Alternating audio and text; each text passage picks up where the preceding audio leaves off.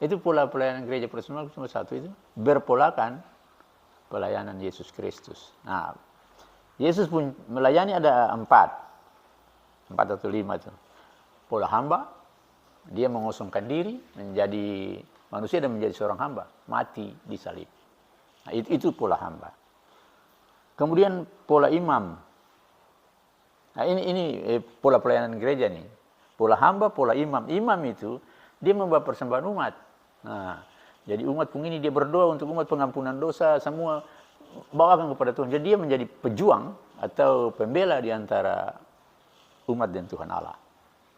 Jadi dia membawa doa persembahan umat kepada Allah dan dia berjuang supaya umat tetap terpelihara hidup. Oleh sebab itu di keluarga itu orang tua itu menjadi imam. Imam itu berdoa untuk isi rumah tangganya dan membela, mohon pengampunan dan mohon berkat Tuhan untuk kehidupan keluarganya. Sama itu. Jadi pola imam itu rela berkorban. Nah itu. Jadi dia bukan mempersembahkan korban sapi atau binatang, tapi dia mempersembahkan dirinya. Itu imam yang dia sudah lakukan. Yesus sudah lakukan. Itu pola Yesus kan? Pola pelayanan seperti itu tadi, hamba, imam. Yang ketiga itu nabi. Nah, itu nabi itu artinya dia menyambung, dia merupakan penyambung lidah Allah. Nah, ini nabi. Jadi nabi itu semua harus ditaklukkan di bawah firman Allah. Kalau Allah bilang begitu, ya itu. Saya bisa lain dari itu. Nah, itu baru namanya nabi. Nabi saya bisa kasih keluar sesuatu di luar firman Allah. Jadi firman Allah bilang, Elia harus sampaikan kepada Ahab, kau siapa begini, bilang begitu. Jadi seperti itu. Jadi dia menaklukkan semuanya di bawah kuasa firman. Dia bukan menyampaikan sesuatu berdasarkan dia pengkehendak dan pikiran, tapi dia menyambung lidah Allah. Itu nabi. Jadi selain dari firman yang ada. Yang berikut gembala. Gembala itu artinya memelihara, memimpin, melayani, misalnya domba. Ini hampir sama juga dengan imam. Tapi misalnya domba-domba dia bawa, dia mesti bawa dong keluar dari kandang, pergi di padang rumput, makan sampai kenyang, bawa di air yang tenang, minum sampai puas, jaga dong jangan sampai ada binatang buas, ada pencuri. Itu gembala pun tugas. Jaga, pelihara, memberikan mereka pelayanan. Kalau yang sakit dia bawa, balut, kasih obat, yang tersesat dia pergi cari dan bawa pulang. Itu gembala. Ya Yesus melakukan itu. Yesus melakukan itu pada manusia. Manusia yang jatuh dan dosa dia datang, dia kasih turun tongkat ini, tarik naik. Ini, jalan sini. Setelah dia membalut luka-luka, bawa. Jalan ini sampai sana bisa tumbuh di ujung jalan. Itu pola gembala. Jadi gembala itu melayani. Jadi bukan melayani saja ternak, tapi melayani manusia. Nah, itu pola gembala. Yang terakhir pengajar. Pengajar itu yang mengajar untuk bagaimana melengkapi jemaat supaya dia bisa melakukan tugas pemberitaan, tugas imamat orang percaya. Semua orang yang percaya diberi tugas untuk memberitakan firman Tuhan. Dan ini dilengkapi. Oleh sebab itu jemaat bukan objek pelayanan. Bukan. Jemaat ini gitu mesti bikin begini dia objek. Jemaat ini subjek pelayanan. Ini pengertian yang mesti dibangun begini. Jemaat ini subjek pelayanan dan karena itu fungsi majelis jemaat untuk menghidupkan dia, untuk dia bisa melakukan tugas pelayanan. Karena itu kewajibannya, itu tugasnya. Ketua melengkapi, mengisi apa yang kurang yang dia bisa pada dia bikin, si melayani. Itu tugas pelayanan. Jadi dia bukan objek pelayanan. Beta mau bilang ini supaya jangan ketua pemikiran tersesat. Jadi kalau orang melihat jemaat sebagai objek, maka itu orang di bawah. Artinya cuma sasarannya untuk gitu. Tapi jemaat ini harus dibangun, dilengkapi untuk melakukan tugas yang menjadi tugas ketua semua orang percaya. Itu. Jadi, berarti kira ini jangan ketua salah menangkap apa yang menjadi pola-pola pelayanan dalam jemaat ini, yaitu hamba, imam, nabi, gembala, pengajar. Beta tahu di kemudian hari, jemaat ini berkembang dengan teknologi yang berkembang, ada apa lagi? Pola apa yang dilakukan Yesus yang sebenarnya belum digarap untuk dikembangkan di dalam kehidupan bergereja. Tapi saya kira ini yang ada sampai hari ini. Ada 5. Saya kira itu ini. Jadi strukturnya itu memudahkan orang untuk bagaimana melihat tanggung jawabnya, tugasnya, fungsinya untuk dilakukan bersama-sama untuk membangun kehidupan bersama. Sehingga polanya pola Yesus. Nah, Yesus pola itu satu, hamba, imam, nabi, gembala, dan pengajar. Saya kira itu. Yang berikut, ini yang ketiga ini tugas-tugas pelayan khusus. Nah, tugas-tugas pelayan khusus. Pelayan khusus itu apa dulu? Apa yang kita bilang dan gereja ini siapa? Pelayan khusus majelis jemaat. Pelayan khusus majelis jemaat. Ya, pendeta, penatua, dan diaken itu pelayan khusus. Nah, tapi yang kita pilih kan cuma penatua dan diaken.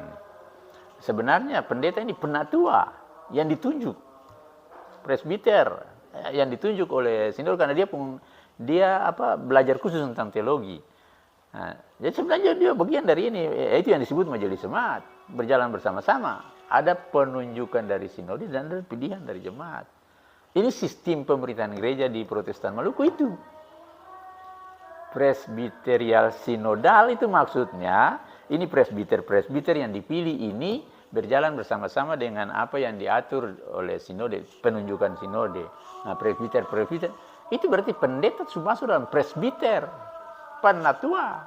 Nah, jadi dong ini berjalan bersama-sama untuk melengkapi jemaat, membangun tubuh Kristus.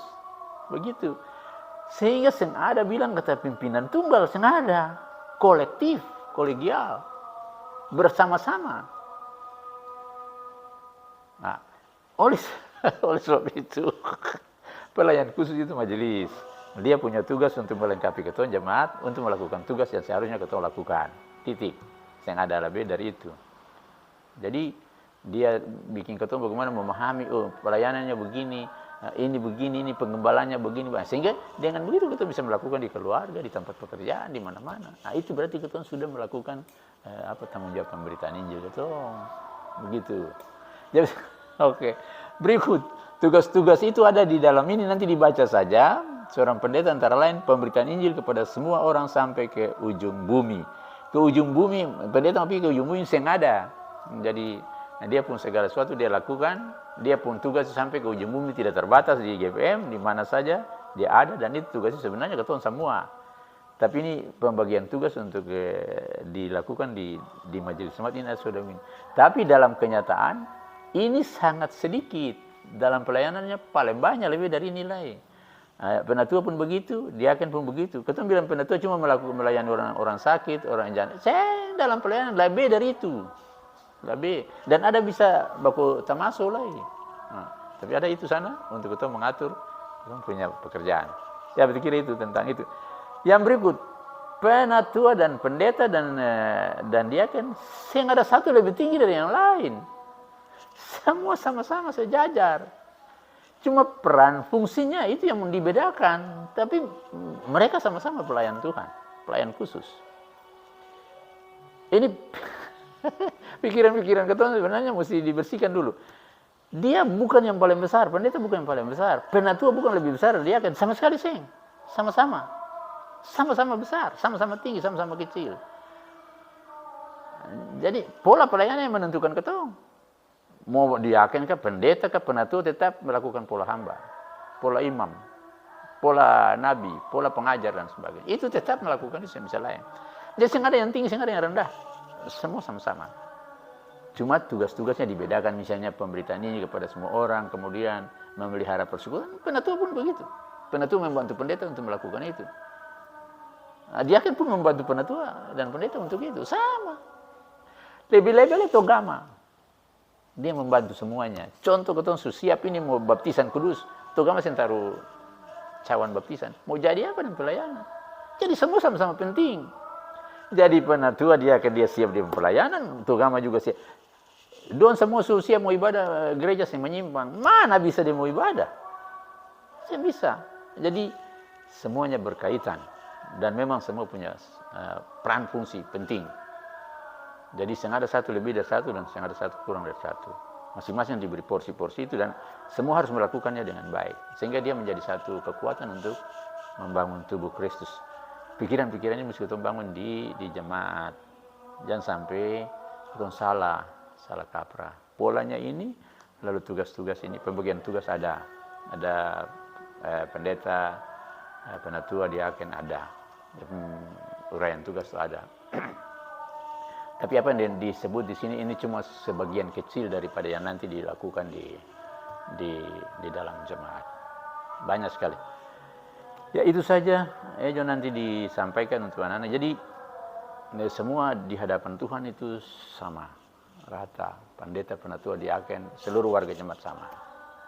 Cuma dia punya kemampuan berpikir berbeda, dia punya kemampuan ekonomi berbeda, dia punya status sosial mungkin berbeda. Itu beda saja di situ, tapi manusia itu semua sama. Ketong semua sama dengan tugas-tugas pelayanan. Ketong diberi tugas yang sama.